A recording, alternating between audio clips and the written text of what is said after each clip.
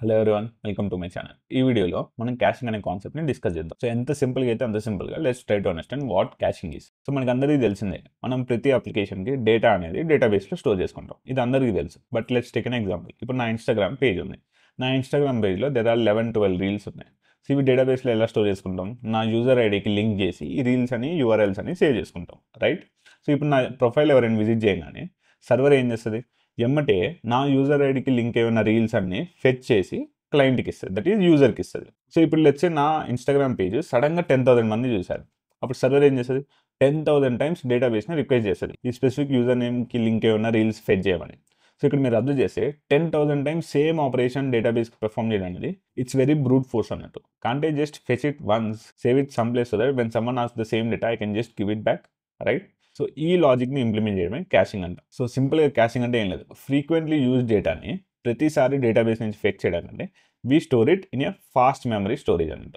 Fast memory అంటే ఏంటి? సింపుల్గా ఫాస్ట్ మెమరీ అంటే మన ర్యామ్ కానీ ఎస్ఎస్డి కానీ which gives data very fast or which perform some operations very fast, these are called fast memory storage అన్నట్టు.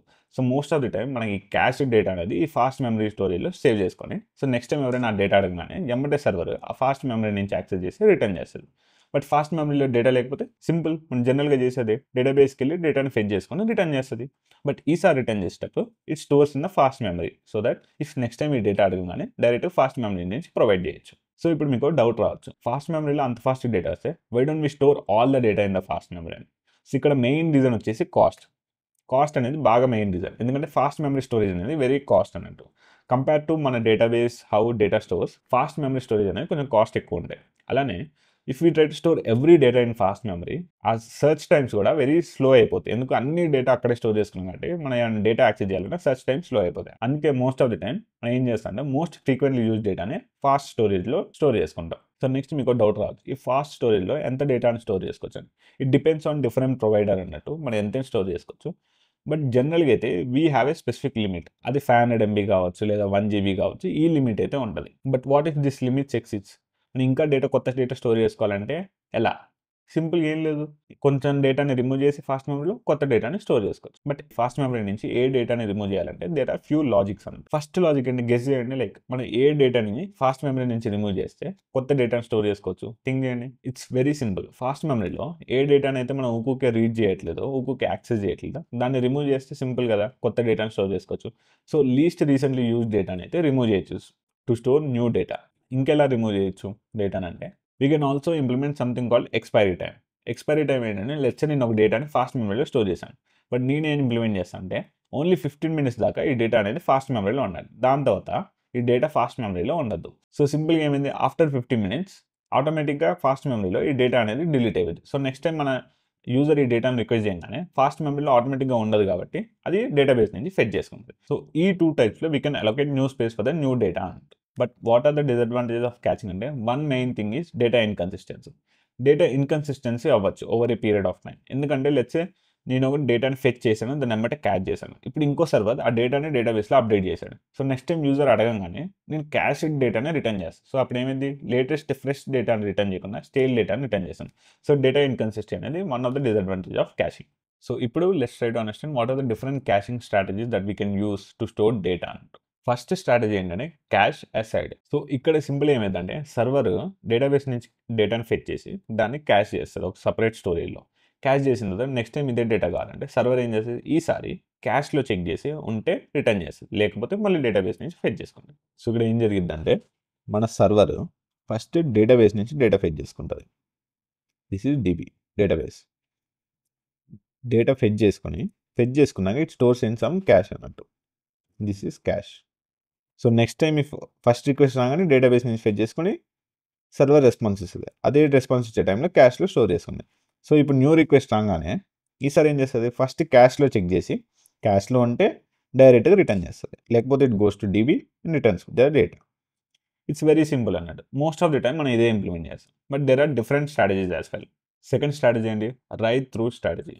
సో ఇక్కడ బేసిక్గా ఏమిటంటే సర్వర్ డేటాబేస్లో ఏమైనా డేటా అప్డేట్ చేయడానికి లేదా రైట్ చేయడానికి ట్రై చేస్తే అది ఫస్ట్ క్యాష్కి వెళ్ళి క్యాష్లో అప్డేట్ అయిన తర్వాత దాంతో డేటాబేస్లో అప్డేట్ అయ్యింది. ఈ రెండు అప్డేట్ అయిన తర్వాతనే మనం సర్వర్కి రెస్పాన్స్ అనేది ఇస్తాం.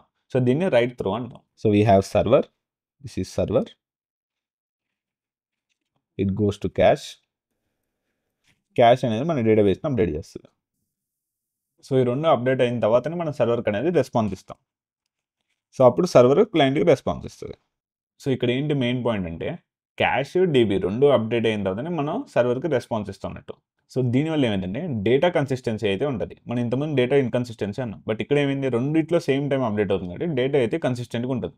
కానీ రైట్ ఆపరేషన్స్ అనేవి బాగా స్లో అవ్వచ్చు. సో ఇక్కడ ప్లస్ పాయింట్ ఏంటంటే డేటా కన్సిస్టెన్సీ, మైనస్ ఏంటి write operations are slow.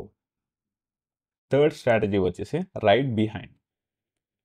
So ఇక్కడ సింపుల్గా ఏమైందంటే లాస్ట్ స్ట్రాటజీలో ఏమన్నా రెండు అప్డేట్ అయితేనే మన సర్వర్కి రెస్పాన్స్ ఇస్తాం అన్నాం. కానీ ఇక్కడ ఏమైందంటే రెండు అప్డేట్ అవ్వాల్సిన అవసరం లేదు. ఓన్లీ క్యాష్ అప్డేట్ అవ్వగానే మనం ఏమంటే రెస్పాన్స్ ఇస్తాం. క్యాష్ ఏం చేసింది కొంచెం అయిన తర్వాత అయినా డేటాబేస్ని అప్డేట్ చేసుకుంటుంది అన్నట్టు. సో ఇక్కడ ఏమైంది మనకి ఫాస్టర్ రైట్ ఆపరేషన్స్ అయితే పర్ఫామ్ అవుతాయి.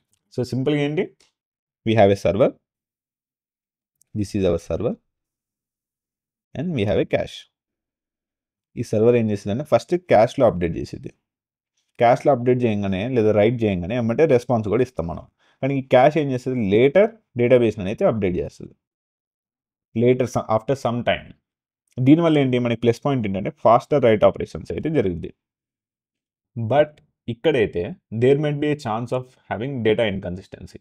ఎందుకు అంటే లెట్స్ ఇప్పుడు నేను క్యాష్లో అప్డేట్ చేశాను, but when I'm updating into database or when writing into the database ఈ ఆపరేషన్ అనేది ఫెయిల్ అయింది. ఫెయిల్ అయిందంటే ఎట్లా నెట్వర్క్ వల్ల లేకపోతే ఏమైనా హార్డ్వేర్ ఇష్యూస్ ఇలా డిఫరెంట్ ఇష్యూస్ వల్ల ఏమైంది ఈ రైట్ ఆపరేషన్ అనేది ఫెయిల్ అయింది. సో అప్పుడు ఏమైంది డేటా అనేది ఇన్కన్సిస్టెంట్గా ఉంటుంది క్యాష్ కన్నా డేటాబేస్కి. సో మైనస్ పాయింట్ ఏమవచ్చు అంటే sometimes data inconsistency. So fourth strategy ఏంటంటే read through strategy. So read through strategy ఏంటంటే it's similar to cache aside strategy అన్నట్టు. బట్ ద ఓన్లీ డిఫరెన్స్ ఇది ఏంటంటే క్యాష్ అసైడ్ స్ట్రాటజీలో సర్వర్ హ్యాండిల్స్ ద డేటా అన్నట్టు, and ఇక్కడ cache handles the data. So మనం cache అసైడ్లో ఏమనుకున్నాం we have a server, this is server, ఇది డేటాబేస్ నుంచి డేటా ఫెచ్ చేస్తుంది. ఫెచ్ చేసిన తర్వాత సర్వర్ ఏం చేస్తుంది క్యాష్లో స్టోర్ చేసుకుంటుంది, దిస్ ఈజ్ క్యాష్. స్టోర్ చేసుకొని దాన్నే రిటర్న్ చేస్తుంది if new request comes right.